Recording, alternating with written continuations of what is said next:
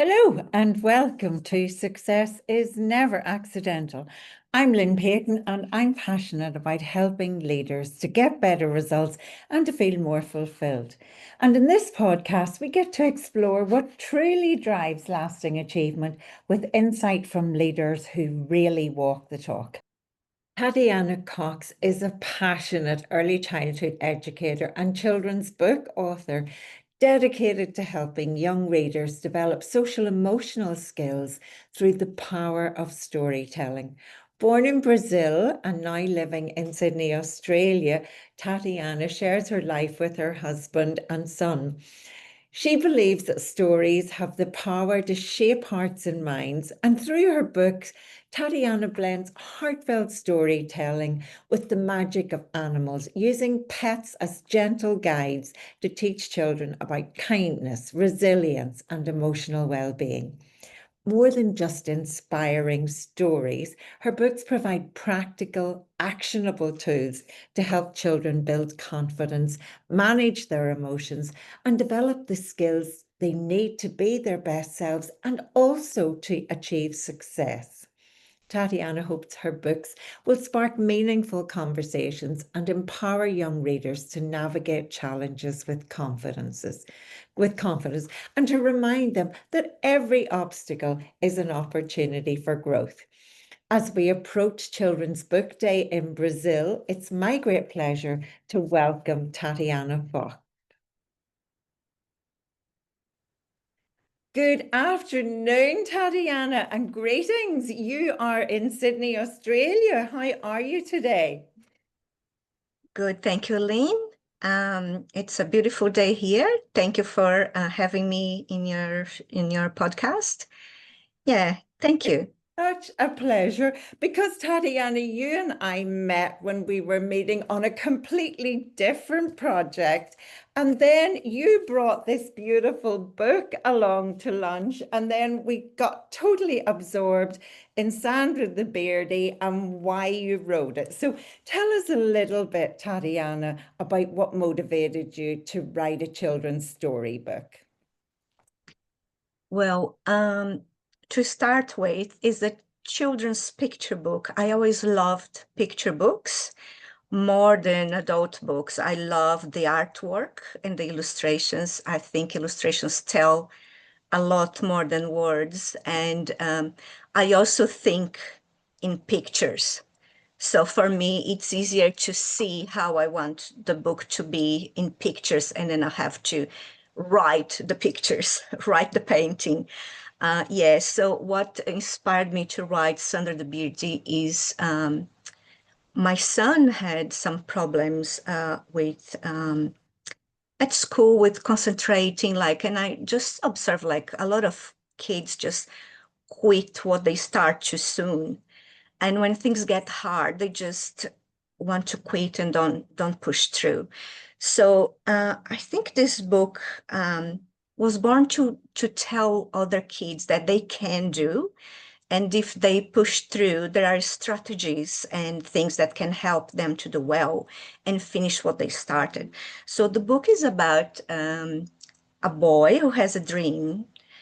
He loves dinosaurs, so he was a bit disappointed when he learned that he could not have a dinosaur for a pet. And then he saw a bearded dragon and he fell in love with it, and he wanted to have a bearded dragon.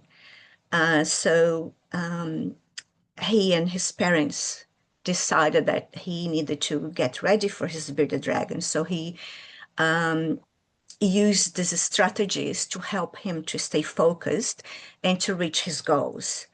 The strategies are the ones that are listed in the book, and they can be used for anything that you want. If you have a goal, if you want to do something, you can use these strategies. I think it will help kids all over to see that. So I'm in Ireland, so all of our audiences may not know what a bearded dragon is. So back up a little bit and tell us, what is a bearded dragon? Because they can't see. I hold up the book again so that people can see. Uh, But will you tell us, what is a bearded I dragon? need to.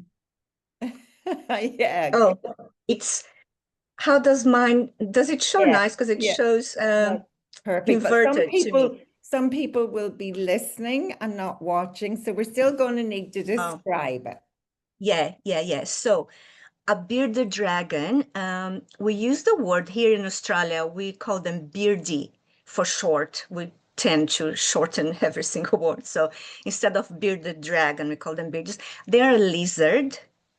It's a native to Australia. It's a lizard, very docile, and a lot of kids are having them as pets now. And what Yeah. size is it, Taddy?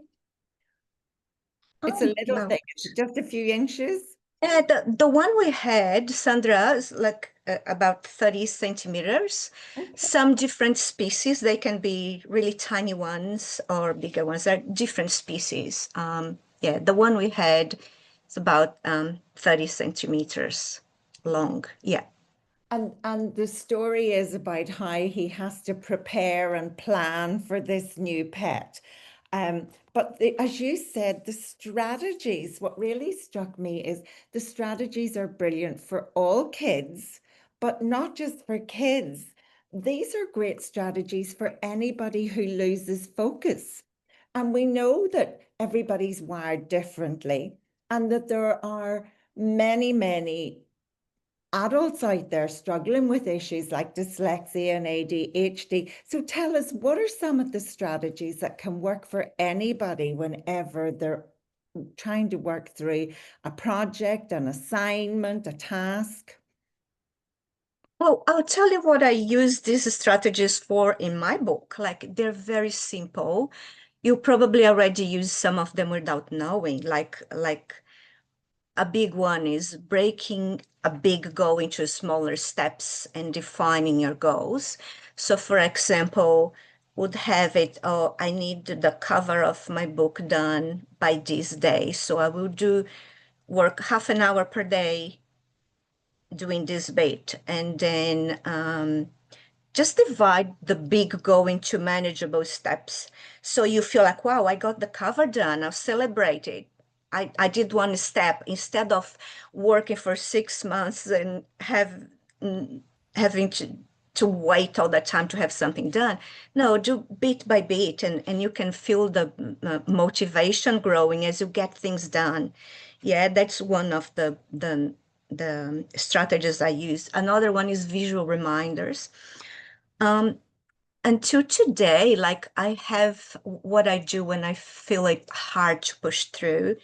I use my reviews. Like I have some people like a grandmother reviewed my book and said she bought the book for her grandson, but she read the book before giving it to the boy and she loved it. So she bought the book and gave it to a friend of hers, and she's using the strategies herself. So I have that review printed and it is stuck here on my I have sticky notes everywhere.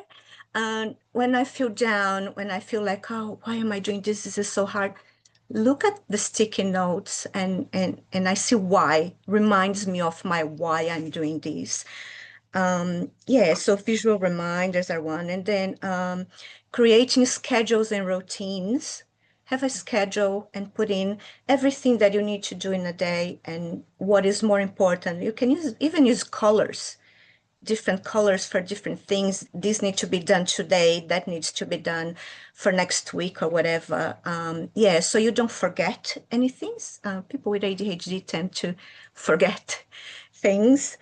Then So lists, yeah, making lists of what you need to do and prioritizing it is another strategy. And the hands-on learning, um, doing things, doing, learning by doing stuff. That's how you grow. Yeah. yeah, exactly. Because I can't remember who said it, but I think the old adage goes, I hear, I forget, I see, I remember, I do, I understand.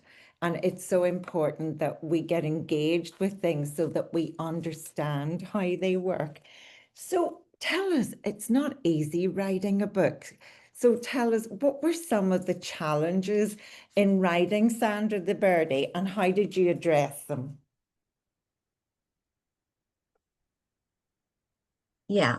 The The biggest challenge for me, I think it was the writing itself, the words, because as I said, I think in pictures.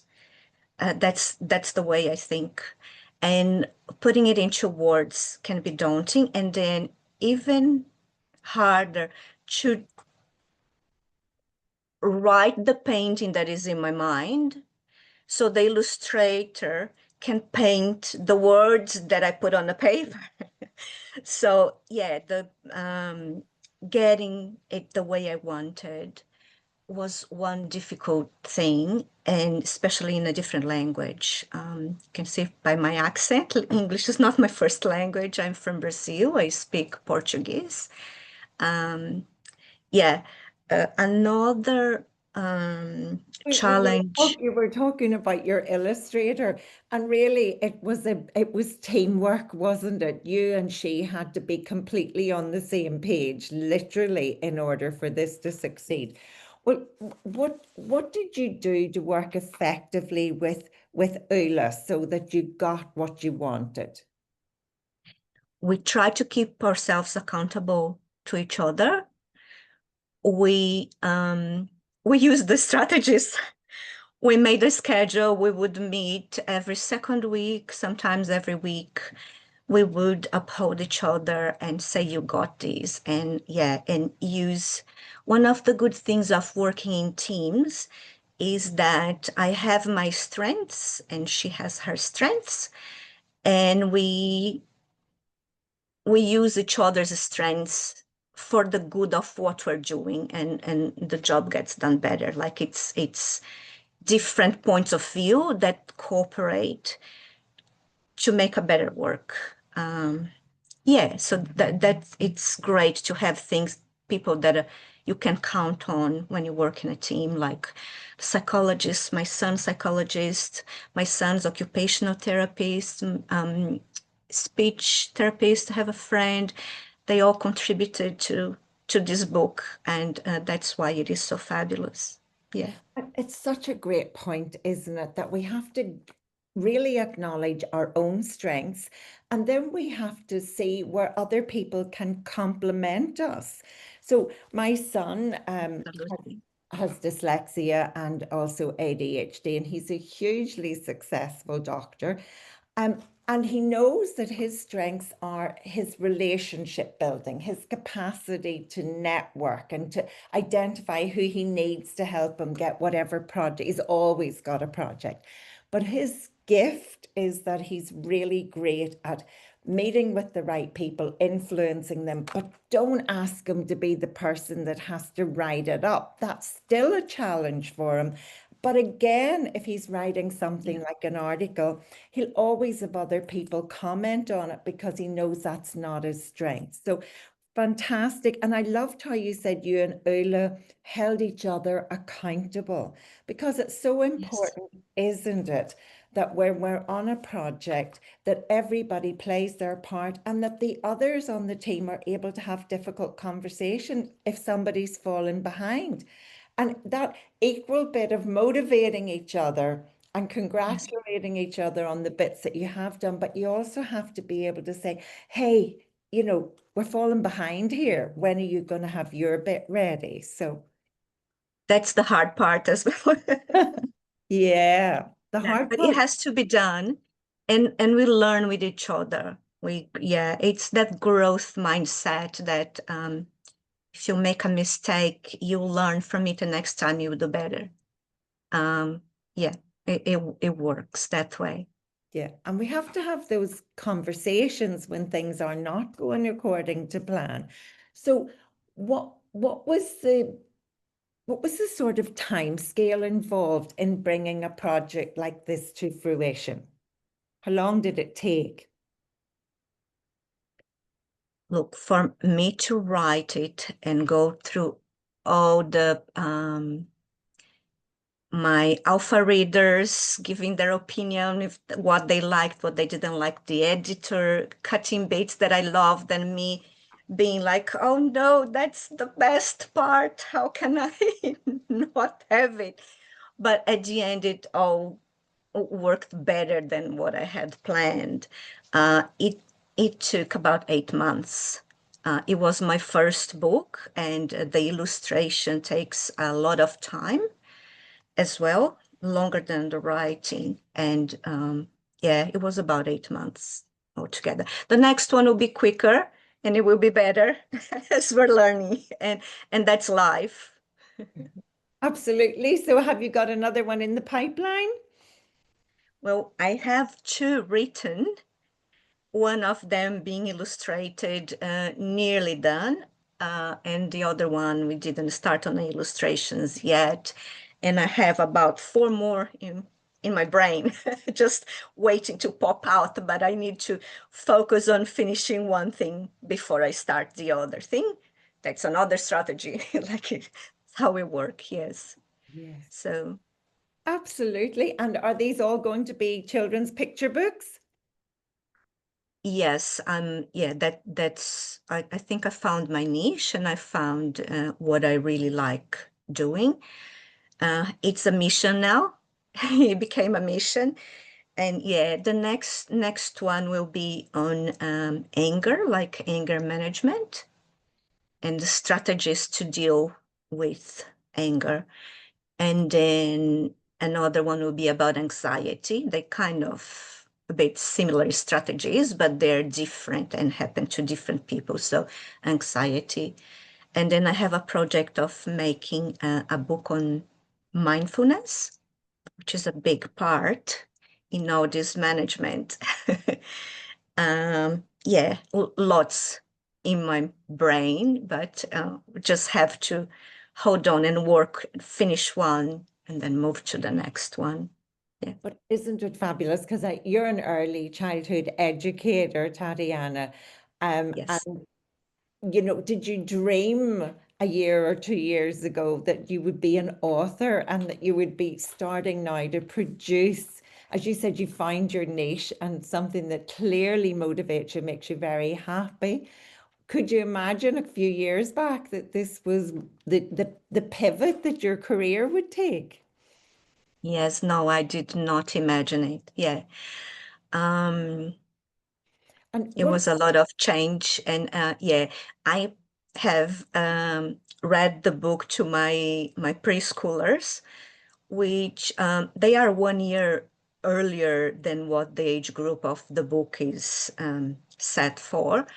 And they loved the book. It was like a way of practicing if what I did was good, and they really loved it. So it was a positive to be able to do that and to be able to practice things and see it with my children, the children that I work with.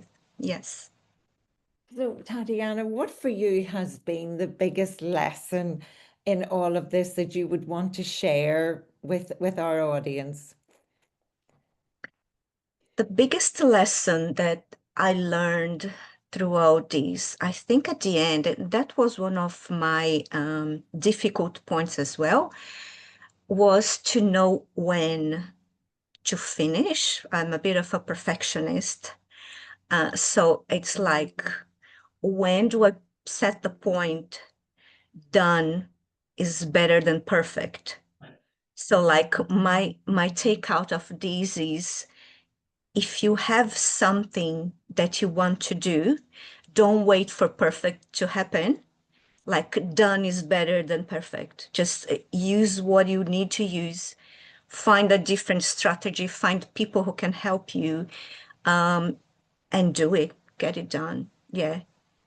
What Yeah. a perfect way to end our conversation today, Tatiana. That is so, so important. Done is better than perfect. And thank you so much for joining us, and enjoy the rest of your day in Sydney, Australia. So, Tatiana, where can people get the book? Hi, they can get my book on Amazon. It's available worldwide, and just search for either my name, Tatiana Cox, or Sandra the Beardy, and my book will come up. And to get in touch with me, just you can send me an email on taticox@gmail.com, or follow me on Facebook or in Instagram.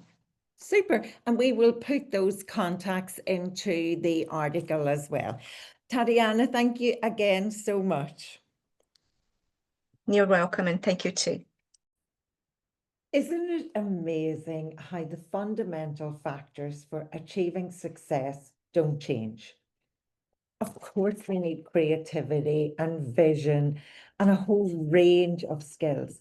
And we also need to remember the basics. And Tatiana reminded of those today. We need to set goals with timelines, and if they need to be meaningful ones that motivate us, break them down into manageable steps, celebrate the wins, identify strategies that keep us on track, whether that be visual reminders, schedules, lists, and setting priorities. Support team members and hold them accountable, and acknowledge within teams what our own skills are and those of others so we complement each other, and accept that we're all wired differently. And maybe the most fundamental and important thing Tatiana said was, done is better than perfect. So wherever you are based, you can buy Sandra the Birdie on Amazon. And it's much more than a picture book. It's a touching reminder that dreams can come true if you believe in the possibility and if you work to make it happen. And as we know, success is never accidental. So my challenge for you this week is, which dream have you been neglecting? And what do you need to do to make your dream a reality?